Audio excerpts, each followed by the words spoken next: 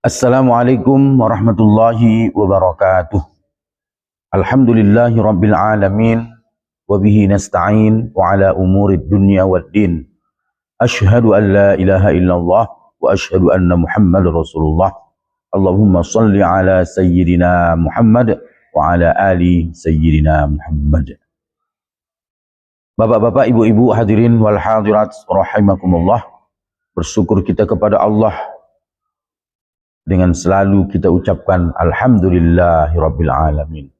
Berselawat kepada Rasulullah sallallahu alaihi wasallam dengan mengucapkan Allahumma salli ala sayyidina Muhammad wa ala ali sayyidina Muhammad. Bapak-bapak, ibu-ibu, hadirin wal hadirat rahimakumullah. Adapun judul ceramah pada subuh yang berbahagia ini, ada 5 kesempurnaan iman manusia disebutkan dalam surah Al-Anfal ayat 2 sampai ayat 3. Bapak-bapak, ibu-ibu, hadirin wal hadirat rahimakumullah. Yang pertama, innamal mu'minuna alladzina idza dzukirallahu wajilat qulubuhum. Hanya saja orang mukmin apabila mengingat Allah bergetar hati mereka. Bergetar kenapa? Karena takut terhadap siksaan Allah. Bergetar kenapa? Karena takut amal ibadah mereka itu tidak diterima oleh Allah Subhanahu wa ta'ala. Itu yang pertama. Innamal mu'minuna alladzina idza dzukirallahu wajilat qulubuhum. Hanya saja orang mukmin apabila mengingat Allah Subhanahu wa ta'ala bergetar hati mereka. Yang kedua, wa idza tuliyat 'alaihim ayatuhu zadatuhum imana. Apabila dibacakan ayat Allah Subhanahu wa ta'ala, bertambahlah keimanan mereka. Al-imanu yazid wa yanqus. Iman manusia itu kadang bertambah, kadang berkurang. Iman orang fasik berkurang, tidak pernah bertambah. Iman para malaikat tidak bertambah dan tidak berkurang. Malaikat itu tidak laki-laki dan tidak perempuan, karena dia tidak memiliki nafsu. Imannya para anbiya bertambah terus, tidak pernah berkurang. Yang ketiga, wa ala rabbihim yatawakkalun. Terhadap Allah Subhanahu wa ta'ala mereka berserah diri. Tawakal, bertawakallah kamu seperti tawakalnya burung. Pergi, hujan, petir menyambar, dia tidak peduli.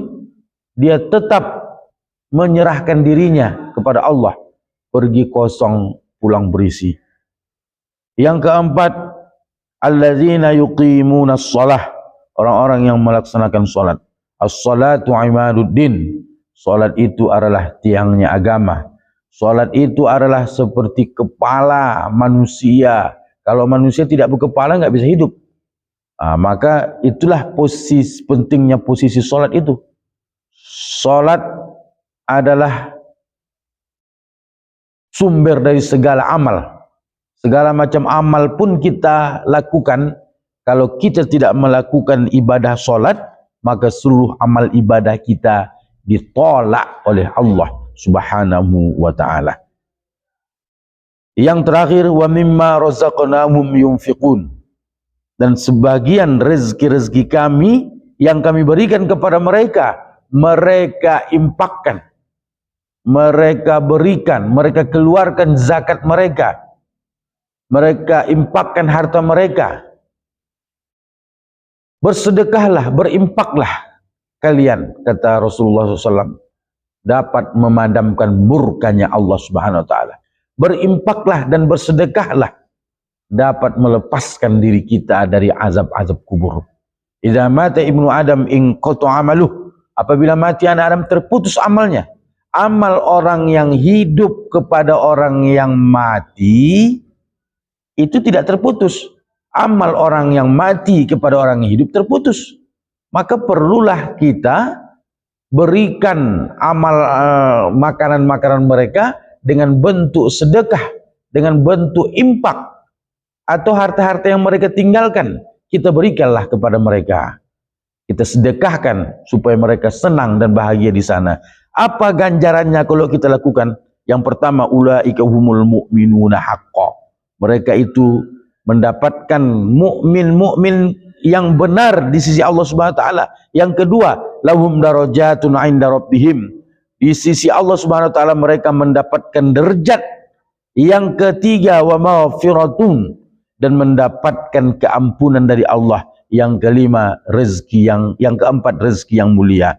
Jadi kalau kita amalkan yang pertama, alladzina idza dzukirallahu, innamal mu'minuna alladzina idza dzukirallahu wajilat qulubuhum.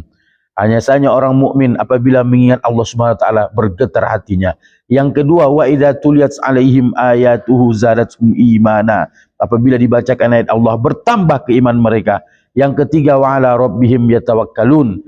Terhadap Allah Subhanahu wa taala mereka berserah diri kepada Tuhan mereka, yaitu Allah Subhanahu wa taala. Yang keempat, alladzina yuqimunas shalah.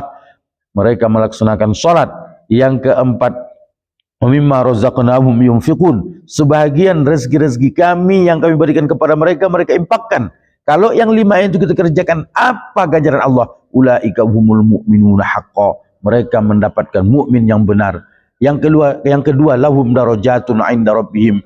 Di sisi Tuhan mereka mendapatkan darajat yang sangat besar, yang sangat banyak. Yang ketiga, wa maghfirah, mendapatkan keampunan. Yang keempat, wa rizqun karim, rezeki yang sangat mulia. Bapak Ibu yang dimuliakan Allah Subhanahu wa taala, inilah yang dulu yang dapat disampaikan. Mudah-mudahan dapat bermanfaat dan kita amalkan dalam kehidupan kita sehari-hari. Mohon maaf, akhirul kalam. Assalamualaikum warahmatullahi wabarakatuh.